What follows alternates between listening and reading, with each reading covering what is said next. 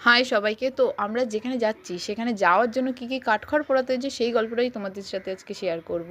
তো প্ল্যানটা ৩ বার করা হয়েছে, ২ বার ক্যান্সেল হয়ে গেছে। যাওয়ার আগের দিন কিছু প্রবলেমের জন্য সেই জন্য আর পরের দিন যেতে পারিনি। তো ৩ নম্বর বার ঠিক করেছি আমরা দুজনে মিলে যাবোই, আমি আর ওই দিদিটা মিলে। তো ঠিক করেছি যেমনই পরিস্থিতি হোক আমরা যাবোই। আমাদের কথা মতন আমরা গেছিও, সেই জায়গায় পৌঁছেছি।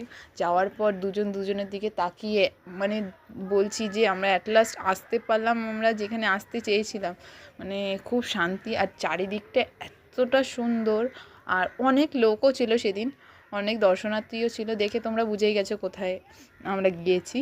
তো এরকম চারিদিকটা কিছুটা ঘোরার পর, আর আমরা যেই সময় গেছি খুব ভালো সময় গেছি মন্দিরে, তখন সন্ধ্যা আরতি সবে শুরু হয়েছে। তো সন্ধ্যা আরতিটা দেখলাম, আর তারপরে লাস্টে যাকে দেখার জন্য গিয়েছিলাম, পর্দাটা সরানোর পর মানে দেখে আর কি বলবো, কিছু বলার নেই, এতটা শান্তি লাগছিলো। আর আমার পাশের দিদি তো কেঁদেই ফেলেছে দেখে।